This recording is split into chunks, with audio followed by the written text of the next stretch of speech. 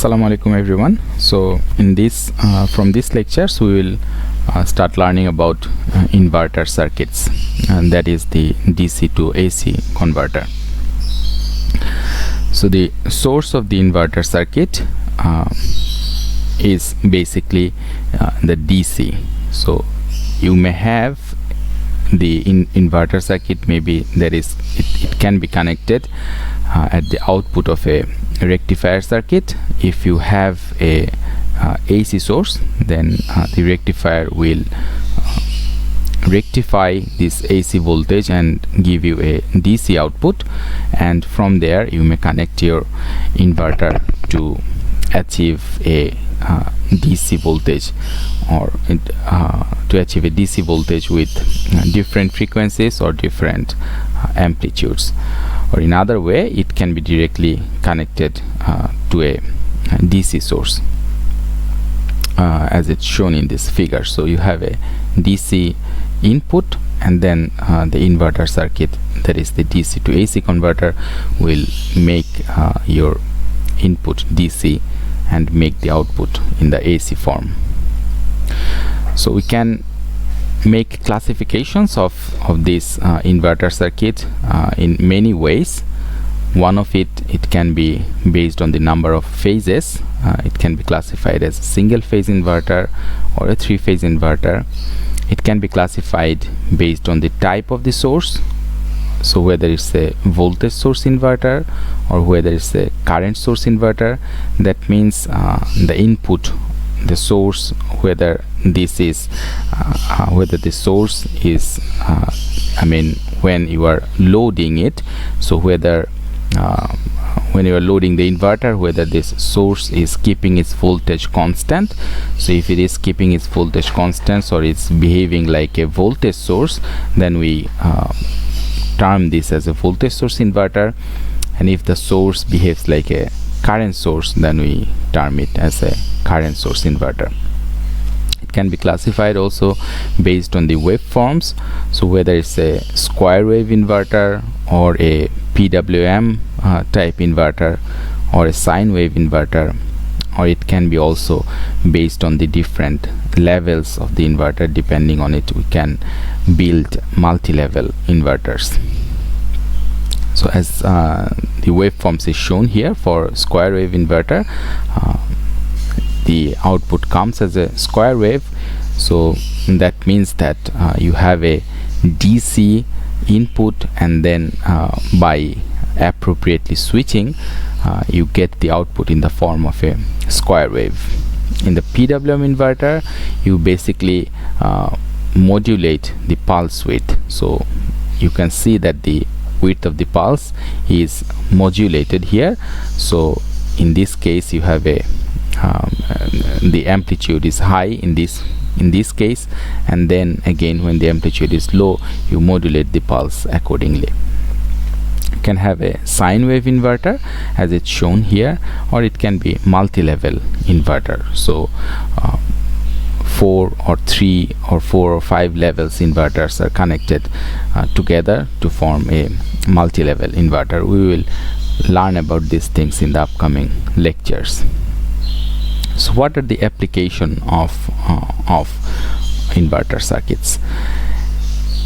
One application area, it can be in AC drive. So in the motor drive, if you need to change the frequency and the voltage, then you can use your inverter circuit. So this is your 50 Hz input AC signal, and then if depending on the application, you may need to change the frequency as well as the voltage of your input voltage of the motor, in order to control the starting of the motor, as well as to control the speed of the motor. You may need to have different frequencies and voltages, input frequencies and voltages of the motor. And in such cases, it is possible to develop a circuit like this, that you have a rectifier at the end of the input signal, and then this rectifier basically rectifies the AC power source to a DC voltage. So normally you have a DC you have a capacitor connected here, which is called the DC link capacitor, to keep the voltage at a fixed value, and then you have the inverter connected here, and this inverter converts this DC voltage to a AC voltage. But now, as this inverter has certain switching pattern, and depending on it you can basically control the frequency and the voltage. So at the end you have a varied frequency and varied voltage. Now, why this is important? Because we know that in the synchronous motor, the synchronous speed is ns is related to 120 f by p. In case of induction motor, it is also related with the frequency and the slip, like the form in this way. So that means that if you can control the f, or the frequency of the AC signal that comes in to the motor, then you can control the speed of the motor. And if you can control the voltage of the motor, then you can also control the inrush current. Or the other way, if you this will, by controlling the voltage and frequency, you may eliminate the need for a motor starter circuit.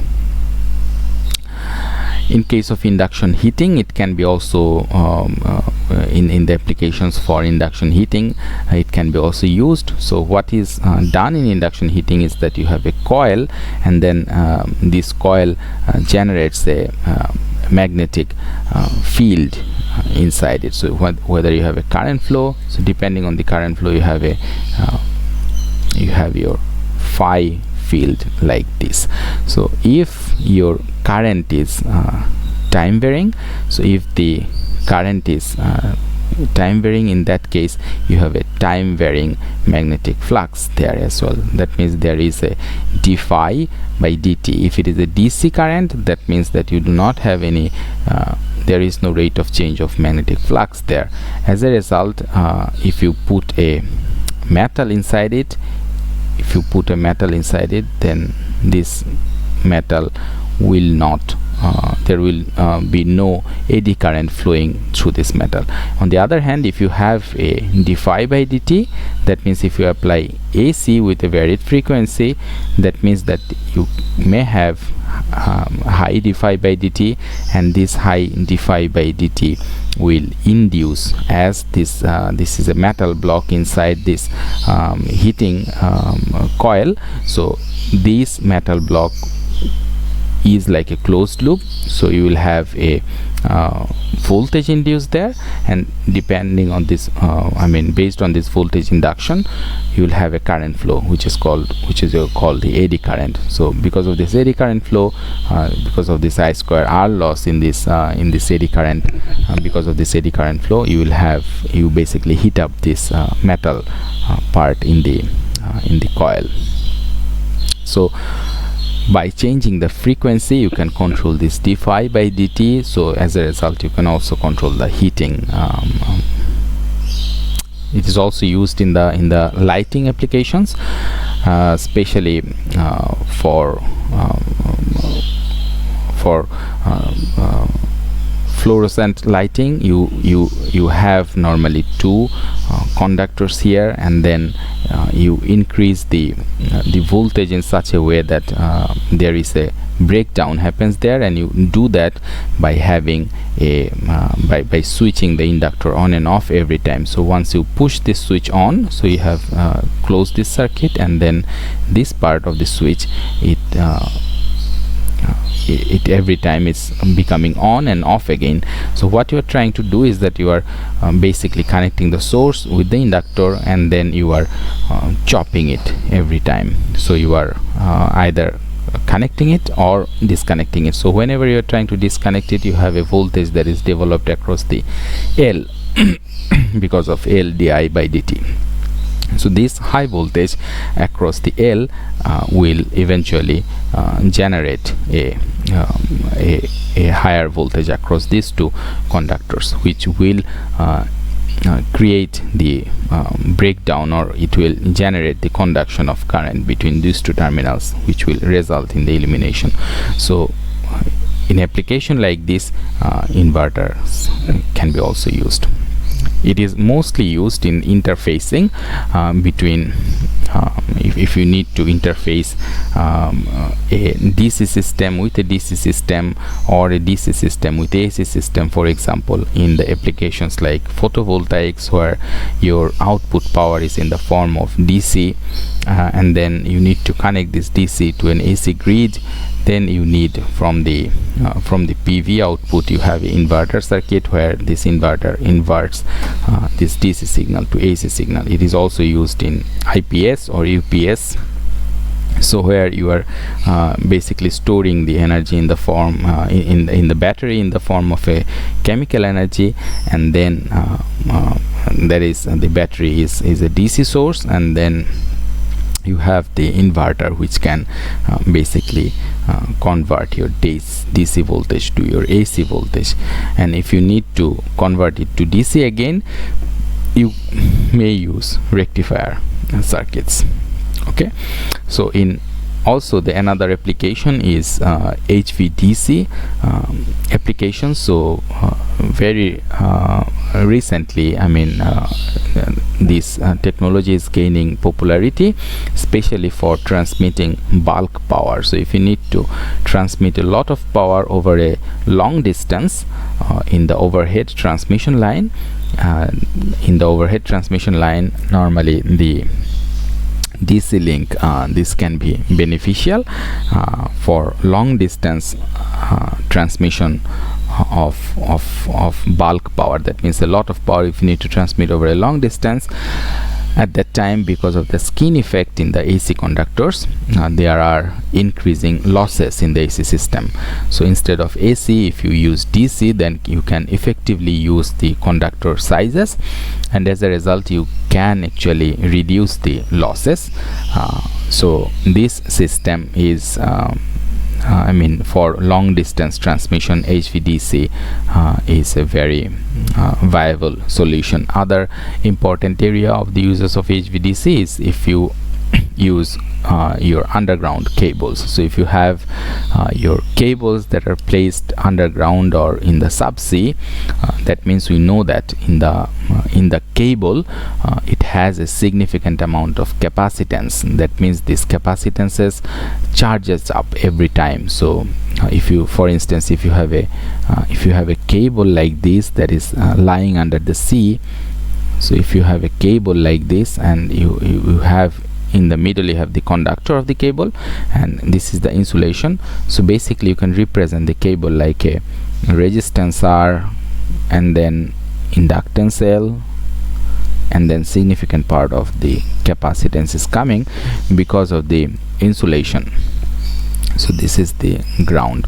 So you can see that as there is a high value of capacitances here, so this will charge up every time you try to send power through the cable. This capacitor will draw a significant amount of charging current. As a result, if the length of the cable is more than 50 kilometers, then normally you cannot send AC power from one end to the other if the length of the cable exceeds a critical point.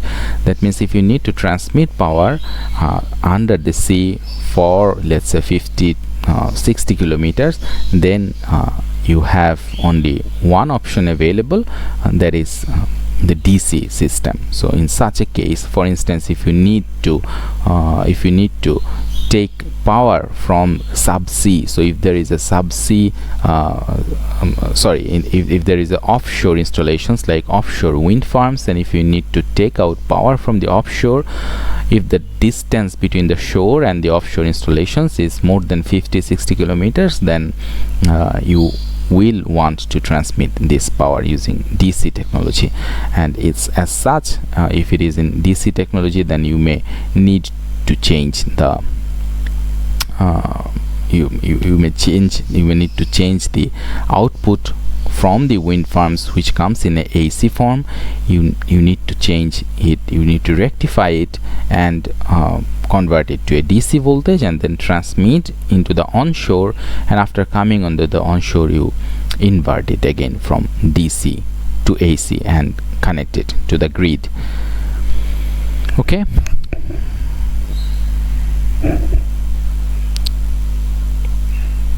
Okay, so we will start with the single phase inverters, single phase voltage source inverters, half bridge and the full bridge.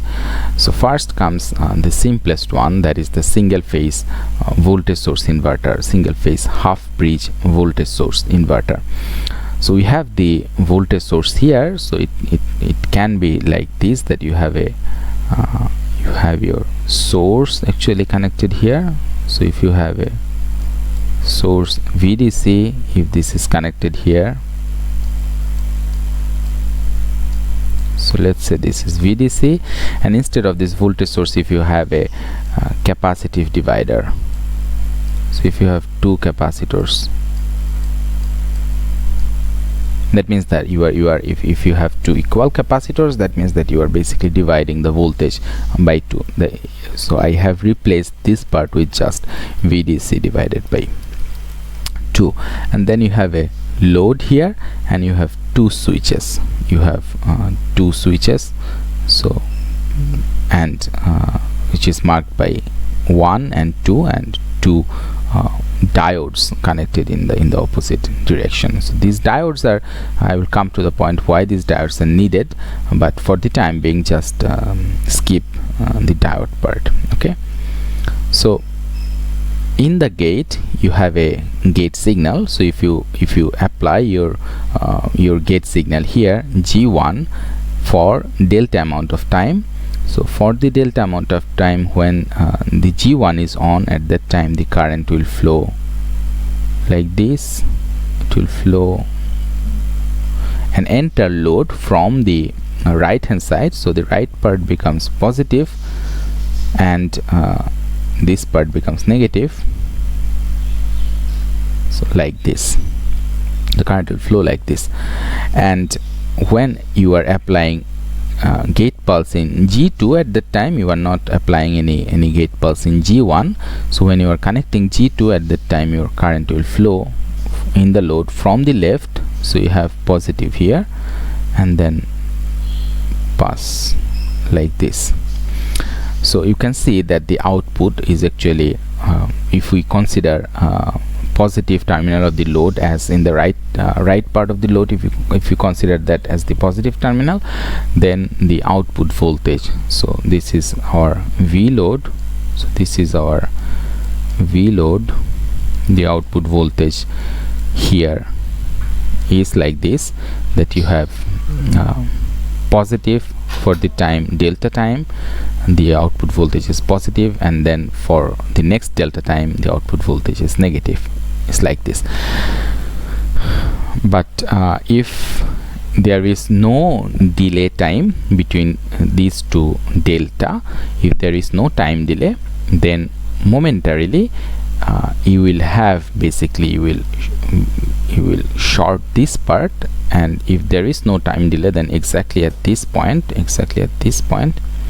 you are basically shorting these two paths. That means that you are shorting the sources, which is of course undesirable.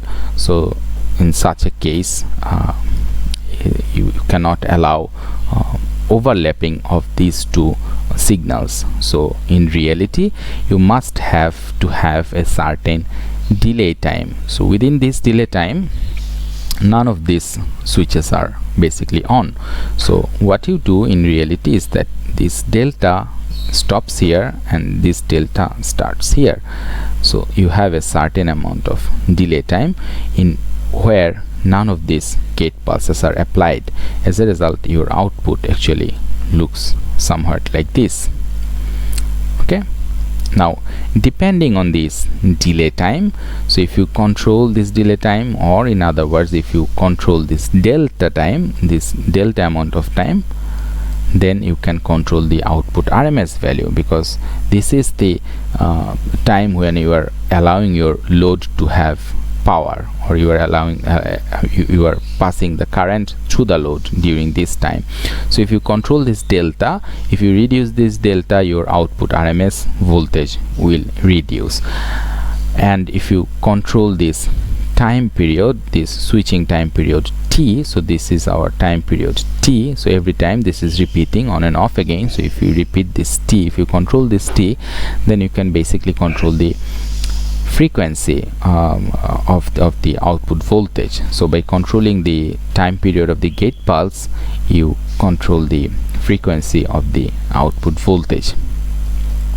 Okay, so one important thing to note here is that you must have a delay time here, otherwise these sources will be shorted.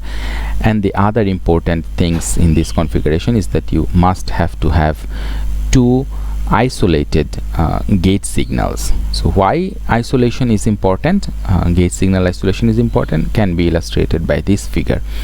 So these are the two gates, one is here, one is, the first one is the switch is here, the second switch is here. And if you are using the gate pulse here, so let's say both of these gate pulses have a common negative terminal which is connected like this.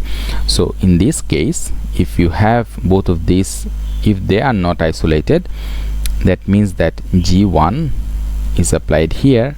So basically this terminal and this terminal, they are shorted. So E1 and E2, they are basically shorted. That means that you are basically bypassing the second transistor. So this cannot be done. So you must have to have a isolation between the gate pulses. So these gate pulses must be isolated. So how we can isolate the gate pulse? We can isolate the gate pulse using transformer isolation, or capacitively isolating, or using an optocoupler. So that means that you are basically isolating your gate pulse. In this case, it's an example of using an optocoupler. So you can see that the gate signal is not connected to the load with so it has a separate ground, so it's not having the same ground. So you have your light signal here, so depending on this light signal, your gate signal is actually triggered and they are isolated. So this part is isolated from this part of the ground. So you must isolate the gate pulses. And why we are using diodes here in this arrangement? If the load is resistive, then these diodes are not needed. But in case of an inductive load, these diodes needs to be there, because these diodes will provide the flow of the current. We will see this in the upcoming lectures. So we can stop our first presentation here. So if you have any questions, we will discuss it in the class time.